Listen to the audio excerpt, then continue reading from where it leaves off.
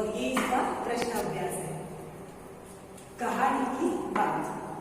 तो उसका पहला प्रश्न है, कब दिनेश की माँ मशीन चलाते चलाते बोली, बेटा कहाँ जा रहे हो? तो ये एक पार्ट का सेंटेंस है और उसमें से हमें 2 क्वेश्चन दिए हैं, उसके हमें उत्तर लिखने हैं। तो पहला क्वेश्चन है, दिनेश की माँ कौन सी मशीन चला रही होगी? तो दिनेश की माँ कौन सी मशीन चला रही थी? तो दिनेश की माँ सिलाई मशीन चला रही होगी। तो उसकी मम्मी चला रही थी, तो वो कौन सा मशीन चला रही होगी? सिलाई मशीन। फिर दूसरा प्रश्न है, तुमने इस मशीन को कहाँ कहाँ देखा है? तो आपने इस मशीन को कहाँ कहाँ देखा है वो आपको सोचना है। मैंने इस मशीन को अपने घर में और पड़ोस के घरों में देखा है। तो ये उसकी माँ दिनेश के घर में भी था और आजू बाजू अपने पड़ोस के घरों में भी होता है। तो आपने ये मशीन कहाँ देखा होगा? घर में, पड़ोस में। फिर टेलर के यहाँ आप जाते हो तो वो भी, वहाँ भी सिलाई मशीन होता है, तो आप वो भी लिख सकते हो। और आपने और कहीं भी जहाँ जहाँ लिखा हो वहाँ आप लिख सकते हो कि मशीन कहाँ कहाँ देखा था, इसका उत्तर। फिर नेक्स्ट, दिनेश ने सारी सीताफल की बेल छान मारी। उसके भी 2 क्वेश्चन है। फर्स्ट क्वेश्चन, दिनेश क्या खोज रहा था? तो दिनेश क्या खोज रहा था? तो उसका उत्तर है, दिनेश वह चीज खोज रहा था जिसकी दम से गिरने की आवाज उसने सुनी थी। तो जब दिनेश घर में बैठा था तो उसके बाहर जो क्यारी थी उसमें कुछ गिरने की आवाज आई, तो उसी को दिनेश खोज रहा था कि जो दम से गिरने की आवाज आई वो चीज कौन सी है। नेक्स्ट, दिनेश को कैसे पता चला होगा कि क्यारी में वही चीज गिरी है? ये दूसरा प्रश्न है। तो दिनेश ने उत्तर है, दिनेश ने अनुमान लगाया होगा कि क्यारी में वह चीज गिरी है। मतलब कि उसने जो आवाज सुनी थी उससे उसे पता चल गया था कि वो चीज क्या हो सकती है, क्योंकि वो रोज ही क्या कर रहे थे, खेलते थे उस बॉल से। तो उनको पता था कि उसकी आवाज ऐसी आती है तो वो क्या होगा? गेंद ही होगी। तो उसने ऐसे अनुमान लगाया होगा। फिर तीसरा प्रश्न है, दिनेश अच्छी तरह जानता था कि गेंद दीपक की नहीं है। उसमें भी हमें 2 क्वेश्चन दिए हैं। तो फर्स्ट क्वेश्चन, दिनेश को यह बात कैसे पता चली कि गेंद दीपक की हो ही नहीं सकती? तो इसका उत्तर है, दिनेश को पता चला था कि दीपक की गेंद 5 महीने पहले खोई थी और यह गेंद बिल्कुल नई थी, चमचमाती हुई।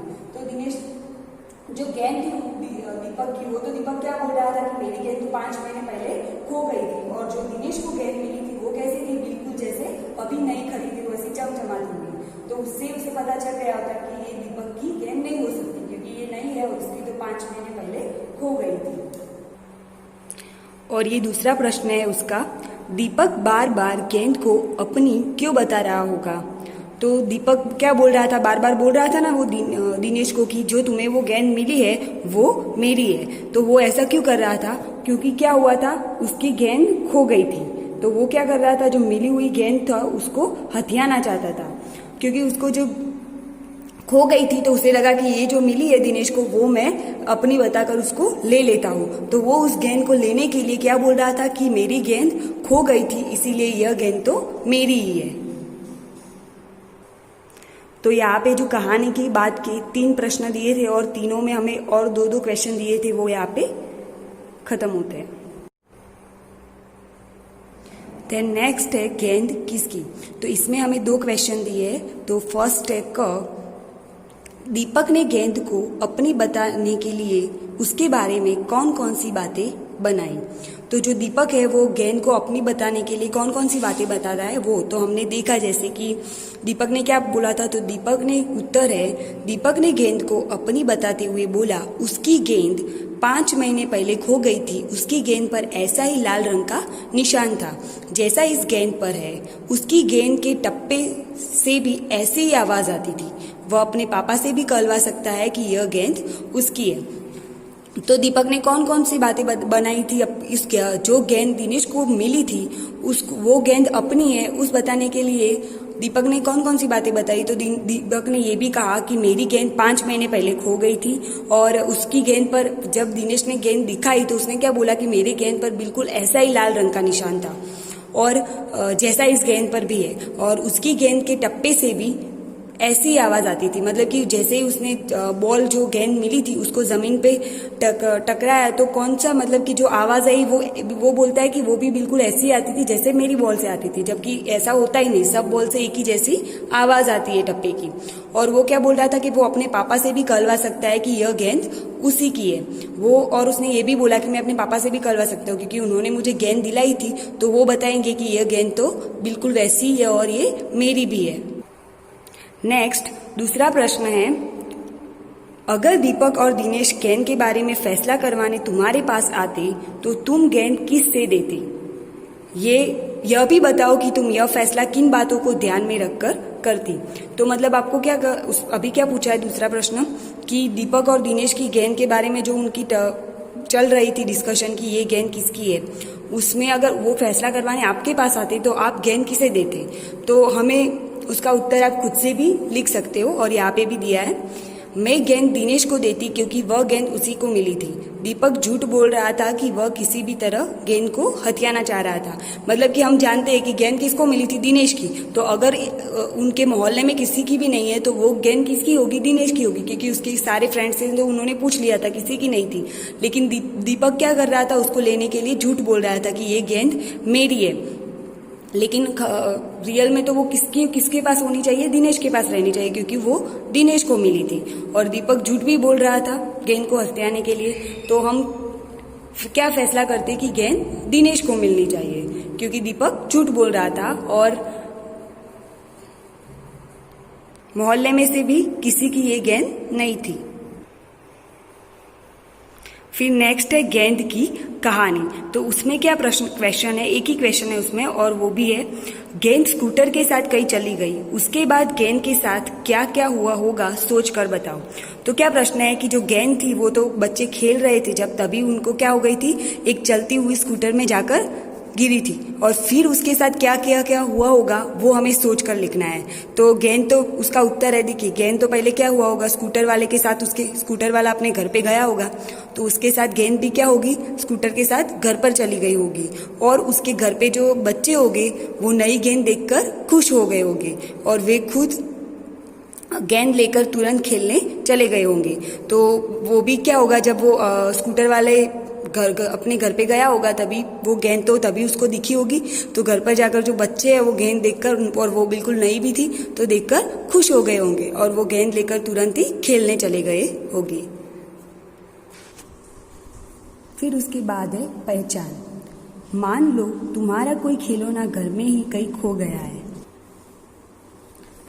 तुमने अपने साथियों को घर पर बुलाया है ताकि सब मिलकर उसे खोज ले। तुम अपने खिलौने की पहचान के लिए अपने साथियों को कौन कौन सी बातें बताओगे वो लिखो। तो हमें यहाँ पे क्या करना है, जैसे पाठ में क्या था कि गेंद मिली थी और फिर जिसकी भी गेंद हो उसकी पहचान बता कर लेना था। वैसे अगर आपकी भी कोई भी खेलने की चीज़ खिलौना हो वो घर में कहीं खो गया हो तो आप अपने साथियों को बुलाते और फिर उनको वो ढूंढने में आपको मदद करे, इसलिए आप उनको उसके बारे में बताते हो कि वो कैसा था खिलौना। तो उसके बारे में आप अपना कोई भी खिलौने के बारे में लिख सकते हो। यहाँ पे एक खिलौने के बारे में लिखा है, मान लो कि वह खिलौना एक गुड़िया है और पहचान के लिए हम बताएंगे कि यह जापानी गुड़िया है जो बिजली से नाचती है, उसने गुलाबी फ्रॉक पहनी रखी है और उसके बाल घने और लंबे हैं। तो यहाँ पे तो गुड़िया का खिलौने के बारे में लिखा है, आप कोई और भी अपने खिलौने के बारे में लिख सकते हो। अगर गुड़िया है तो आप क्या लिखोगे कि उसके बाल घने और लंबे हैं, उसने ये कलर के कपड़े पहन रखे हैं, फिर वो जापानी गुड़िया है तो फिर वो बिजली से चलती है जैसे, फिर वो उसके बारे में उसकी आंखें ऐसी है, उसके हाथ पैर ऐसे है, आप ऐसे कुछ भी लिख सकते हो। देन नेक्स्ट है कहा। सामने की क्यारी में भिंडियों के ऊंचे ऊंचे पौधे थे, एक और सीताफल की घनी बेल फैली हुई थी। तो सीताफल की बेल होती है और भिंडी का पौधा, बताओ और कौन कौन सी सब्जियों का बेल और पौधे पर लगती है। जैसे हमको यहाँ पे पाठ में क्या दिया था कि जो क्यारी में भिंडियों के ऊंचे ऊंचे पौधे थे और सीताफल की क्या थी, घनी बेल थी। तो सीताफल होते हैं जो बेल पे आते हैं और जो भिंडियाँ होती है उनके पौधे होते हैं। तो उसी तरह हमें ये लिखना है कि कौन सी सब्जियाँ बेल पे आती है और कौन सी सब्जियाँ पौधे पे आती है। तो यहाँ पे हमें दिया है बेल और पौधा। तो बेल में हमें कद्दू, तो कद्दू की क्या होती है, बेल होती है। उसके बाद ककड़ी, जो ककड़ी होती है उसकी भी क्या होती है, बेल होती है, वो बेल पे आती है। फिर करेला, जो करेला होती है उसकी भी बेल होती है। मटर, मटर भी जो है वो बेल पे आते हैं। फिर पौधा, तो टमाटर, टमाटर के पौधे होते हैं। फिर बैंगन, बैंगन के भी पौधे होते हैं। मिर्च, मिर्च के भी पौधे होते हैं। पपीता, और पपीता के भी पौधे होते हैं। तो यहाँ पे कौन से बेल पे आते हैं और कौन से पौधे पे सब्जियां जो आती है उनके नाम लिखे हुए हैं। नेक्स्ट, तरह तरह की गेंदें। गेंदों के अनेक रंग रूप होते हैं। अलग अलग खेलों में अलग अलग प्रकार की गेंदों का इस्तेमाल किया जाता है। नीचे दी गई जगह में खेलों के अनुसार गेंदों की सूची बनाओ। तो जो गेंदें होती है वो क्या होती है, उसके अलग अलग रंग और रूप होते हैं। तो मतलब कि जैसे अलग अलग खेल वैसे ही उनके अलग अलग प्रकार गेंदों के होते हैं। तो कौन से खेल में कौन से प्रकार की गेंद होती है वो हमें लिखना है यहाँ पे। तो फर्स्ट हमें यहाँ पे एक एग्जाम्पल दिया है, तो क्रिकेट, क्रिकेट में किस प्रकार की गेंद होती है, तो किरमिच की गेंद, जो हमारे पाठ में आ गया कि हमने किरमिच की गेंद के बारे में जो पढ़ा, वो किरमिच की गेंद किस खेल को खेलने के लिए इस्तेमाल होती है, तो वो क्रिकेट के लिए, क्रिकेट में जो गेंद आती है वो किरमिच की गेंद होती है। फिर नेक्स्ट है हॉकी, तो हॉकी में जो गेंद आती है वो किसकी होती है, रबड़ की। जैसे ऊपर वाली किरमिच की है वैसे ही ये रबड़ की गेंद होती है। फिर फुटबॉल, तो फुटबॉल गेम जो है उसमें गेंद का प्रकार कैसा होता है, तो चमड़ा, जो उसकी गेंद आती है वो चमड़े की बनी हुई होती है। फिर वॉलीबॉल, तो वॉलीबॉल में जो गेंद आती है वो भी चमड़े की ही बनी होती है। जैसे फुटबॉल में आती है वैसे ही वॉलीबॉल में भी आती है। फिर नेक्स्ट टेनिस, टेनिस में कौन सी प्रकार की गेंद आती है, तो प्लास्टिक, जो टेनिस हम खेलते हैं उसमें जो गेंद होती है वो किसकी होती है, प्लास्टिक की होती है। तो वैसे ही ये अलग अलग खेल में अलग अलग जो गेंद का इस्तेमाल होता है उसके नाम लिखे हैं। फिर नेक्स्ट है खोजो आसपास। दिनेश चीख सरकाकर बरामदे की ओर भागा। चीख पर्दे का काम करती है, पर चीख और पर्दे में फर्क होता है। इन दोनों में क्या अंतर है, समूह में चर्चा करो। तो चीख और पर्दे में क्या फ़र्क है, तो जो पर्दा होता है वो कपड़े का होता है, लेकिन जो चीख होता है वो पर्दे का ही काम करता है। वो भी हम विंडो और जो भी पर्दे लगाते हैं उसकी जगह पे हम लगा सकते हैं। लेकिन जो चीख होता है वो क्या है, सरकंडे से भी बनता है और तीलियों से भी। मतलब आपने कहीं देखा हो तो अगर वो जो उसकी तीलियाँ होती है उसकी उनका बना हुआ होता है, तो वो कपड़े का नहीं होता, वो सरकंडे और तीलियों से भी बना होता है। मतलब कि उसके अंदर जो तीली होती है वो लकड़ी की जो होती है उस तरह का होता है, उसे चीख बोलते हैं। देन चीख पर पर्दे का काम करती है, चीख और पर्दे में फर्क होता है। इन दोनों में क्या अंतर है, समूह में चर्चा करो।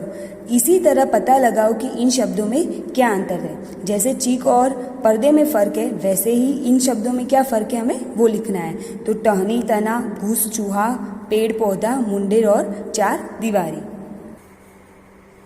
तो टहनी मतलब कि पेड़ की डाली, और तना मीन्स पेड़ का मुख्य भाग जो काफी मोटा होता है।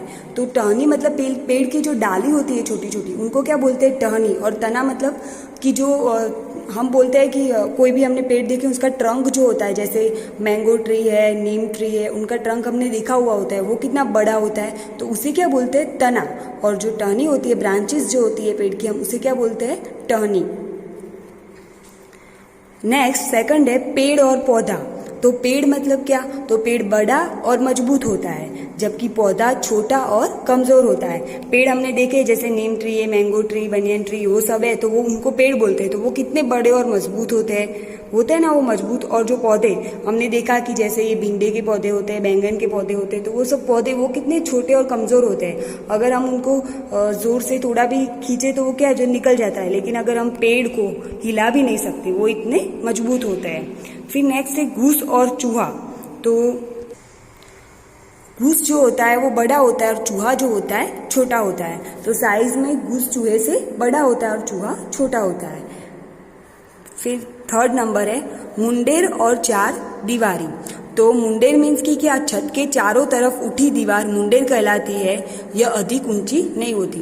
तो जो हम टेरेस पे देखते हैं कि छत होती है, उसकी क्या होती है, चारों और दीवार होती है, जो छोटी जगह पे हम खड़े रहकर देख भी सकते हैं। वो इतनी ऊंची नहीं होती, हमें आसपास का दिखाई भी देता है, वो इतनी छोटी होती है, हमारे वेस्ट तक आती है, उतनी तक। तो उनको उसको क्या बोलते हैं, मुंडे। जो छत के चारों तरफ उठी दीवार होती है वो मुंडेल कहलाती है और वह अधिक ऊंची भी नहीं होती। फिर नेक्स्ट है चार दीवारी। तो घर या जमीन की चारों ओर से घेरने के लिए उठाई गई दीवार होती है उस और वह अधिक ऊंची भी होती है। तो मतलब कि जो हमारी घर की दीवारें होती है जिस घर में हम रहते हैं उसी और चार दीवारें होती है। तो वो दीवारें कैसी होती है, लंबी और ऊंची होती है, बड़ी, तो उसे चार दीवारी बोलते हैं। और जो छत पे होती है आजू बाजू उसे क्या बोलते हैं, मुंडेर। जो दीवार छोटी होती है उतनी ऊंची नहीं होती है। फिर नेक्स्ट है ख। चीक सरकंडे भी से भी बनती है और तीलियों से भी। सरकंडे से और क्या क्या बनता है अपने आसपास पता करो और लिखो। तो जो चीक होती है वो सरकंडे की बनती है, तो उसी तरह सरकंडे से और कौन कौन सी चीज़ें बनती है हमें वो लिखना है। तो जैसे सूप होता है वो भी क्या होता है, सरकंडे से बनता है। फिर चटाई, ऐसी भी चटाई होती है जैसे चीक होता है उसी टाइप की सरकंडे की चटाई भी होती है, तो वो भी सरकंडे से बनती है। फिर कलम भी बनती है। और टोकरी, जो टोकरियाँ होती है वो भी हमने देखी होगी, कई टोकरियाँ जो लेकर आते हैं वो, तो उनको सामान लेके जो अंदर आते हैं वो टोकरियों भी किसकी बनती है, सरकंडे की बनती है। तो ये चार ही चीज़ें सरकंडे से बनती है। फिर नेक्स्ट है क्लब बनाए।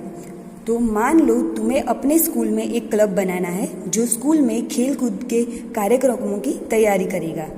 इस क्लब में शामिल होने और इसके चलाने आदि के बारे में नियम सोचकर लिखो। तुम्हारे विचार से इस क्लब को अच्छी तरह चलाने के लिए नियमों की ज़रूरत है या नहीं, अपने जवाब का कारण भी बताओ। तो इसमें क्या है कि हमें एक क्लब बनाना है जो अपने खेल कूद के जो कार्यक्रमों की तैयारी करनी होगी उसमें हमें काम आएगा। लेकिन इस क्लब में शामिल होने के लिए, तो इस क्लब में क्या होगा, जिसको भी खेल शामिल होना हो वही हो सकते हैं, लेकिन उसके भी क्या होंगे, कुछ नियम होंगे, तो वो हमें निकले। तो देखिए नियम क्या क्या हो सकते हैं। तो अगर हमें क्लब चलाना है वो भी शांति से और अनुशासन से, तो उसके लिए हमें क्या करना होगा, फर्स्ट रूल्स तो क्या होना चाहिए कि अनुशासन का ध्यान रखना होगा। जो उसके नियम होंगे उनको जिसको भी शामिल होना हो उसको उसका ध्यान रखना होगा। फिर मैनेजर की बात सभी को माननी होगी। जो क्लब होगा उसका एक मैनेजर भी होगा, तो मैनेजर की बात सभी को, जो क्लब के मेंबर होंगे उनको माननी होगी। फिर थर्ड है खेल का अभ्यास करने के लिए प्रतिदिन शाम में आना होगा। फिर खेल का अभ्यास करने के लिए जो खेल की वो तैयारी करते होंगे उसको हर रोज शाम को उनको उसकी तैयारी के लिए आना पड़ेगा, ये भी एक रूल हो सकता है। फिर क्लब की देखभाल के लिए कुछ पैसे हर महीने देने होंगे। तो जो क्लब चलेगा तो उसके लिए पैसे भी चलेंगे ना उसको देखभाल करने के लिए, तो उस पैसों को, जो भी उसके पैसों की जरूरत पड़ेगी, तो जो क्लब के मेंबर होंगे उनको उनकी देखभाल करने के लिए हर महीने कुछ पैसे भी देने होंगे। फिर नेक्स्ट हो सकता है कि क्लब को सुचारू रूप में चलाने के लिए सबका सहयोग होना चाहिए। तो कि क्लब को अच्छे से चलाने के लिए सबका सहयोग होना जरूरी है।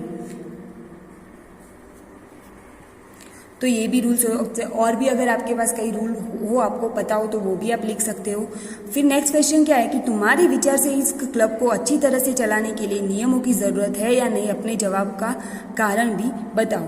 तो हाँ, तो क्लब को अच्छी तरह से चलाने के लिए कुछ नियमों की सख्त ज़रूरत होती है, क्योंकि तभी वह ज़्यादा दिनों तक टिक पाएगा, वरना फिर ज़्यादा दिन तक वो टिक नहीं पाएगा। अगर कोई रूल नहीं होगा तो जिसको जैसे मर्जी चाहे वैसे करेंगे तो फिर क्लब ज़्यादा दिन चल नहीं पाएगा। तो किसी भी काम को अच्छे से चलाने के लिए रूल्स की ज़रूरत तो होती है। ये मैंने आपको बताया, ये आपको खुद से इसके आंसर लिखने हैं दोनों के भी। फिर नेक्स्ट है, दिनेश ने 3 मंजिली इमारत की ओर देखा। जिस इमारत में 3 मंजिल हो उसे 3 मंजिली इमारत कहते हैं, बताओ इन्हें क्या कहोगे। तो दिनेश ने उसके पास जो वो जब गेंद उसको मिली थी तब वो आजू बाजू देख रहा था, तब उसने कौन सी इमारत देखी थी, तो 3 मंजिल की इमारत थी, तो उसे क्या बोलते हैं, 3 मंजिली इमारत। तो वैसे ही इन सबको क्या बोलते हैं, जिस मकान में 2 मंजिलें हो, जैसे जिस मकान में 3 मंजिलें उसे हम 3 मंजिली कहते हैं, तो 2 मंजिलों से हम क्या कहेंगे, 2 मंजिला। यहाँ पे 2 मंजिला मकान। फिर नेक्स्ट, जिस स्कूटर में 2 पहिए उसे हम क्या कहेंगे, 2 पहिया स्कूटर। जिस झंडे में 3 रंग हो, जिस झंडे में 3 रंग हो हमें पता ही है, हम उसको क्या बोलते हैं, तिरंगा झंडा। फिर जिस जगह पर चारों राहें मिलती हो, तो मतलब कि कई जगह ऐसा होता है ना कि जहाँ पे 4 रास्ते होते हो, चारों ओर उसके रास्ते होते हैं, तो उसको हम क्या बोलते हैं, चौराहा। जिसके 4 रास्ते होते हैं वो चौराहा। फिर नेक्स्ट, जिस स्कूटर में 3 पहिए हो, जैसे जिस स्कूटर में 2 पहिए हो हम उसे दुपहिया स्कूटर कहते थे, वैसे ही जिस स्कूटर में 3 पहिया हो उसे हम क्या कहेंगे, तिपहिया स्कूटर। फिर नेक्स्ट है, सब्जी का एक नाम अनेक। एक ही सब्जी या फल के नाम अलग अलग स्थान पर अलग अलग होते हैं। नीचे ऐसे कुछ नाम दिए गए हैं, सीताफल, कांदा, बटाटा, अमरूद, तोरी, शरीफा, काशीफल, बैंगन, नेनुआ, तरबूज, कुम्हाड़ा और दिया। तो ये हमें यहाँ पे अलग अलग सब्जी और फल के नाम दिए हैं। तो उसमें से हमें पहले फर्स्ट क्या करना है, बताओ कि तुम्हारे घर, शहर या कस्बे में इनमें से कौन कौन से शब्द इस्तेमाल किए जाते हैं। तो मतलब कि हम जहाँ पे रहते हैं उस एरिया में कितने या इसमें से जो फल और सब्जियाँ हैं कितने नाम हमने सुने हैं वो हमें देखना है। तो फर्स्ट देखो सीताफल, सीताफल तो होते हैं तो यहाँ पे भी आपको राउंड कर देना है सीताफल। फिर कांदा, कांदा भी हमारे यहाँ पे नाम होता है तो कांदा। फिर बटाटा, ये भी होता है।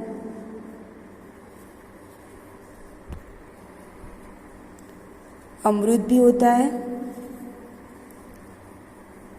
तोरी भी होता है, शरीफा नहीं होता है। फिर बैंगन भी होता है, तरबूज और दिया। ये कुम्हाड़ा, नेनुआ, काशीफल, इन सब का हमारे यहाँ इस्तेमाल नहीं होता। तो इन नामों का इस्तेमाल किन किन स्थानों पर होता है अभी हमें ये भी लिखना है। तो जो काशीफल होता है उसका कहाँ पे इस्तेमाल होता है, तो उत्तर प्रदेश में। फिर कुम्हड़ा, तो कुम्हड़ा का इस्तेमाल कहाँ पे होता है, वो भी उत्तर प्रदेश में। और नेनुआ, तो जो नेनुआ है वो भी बिहार और उत्तर प्रदेश दोनों में उसका नाम का इस्तेमाल होता है वहाँ पे। तो यहाँ तक का जो पूरा प्रश्न अभ्यास है वो आपको अपनी नोटबुक में लिखना है। और यहाँ पे हमारा जो 3rd चैप्टर है किरमिच की गेंद वो यहाँ पे पूरा होता है।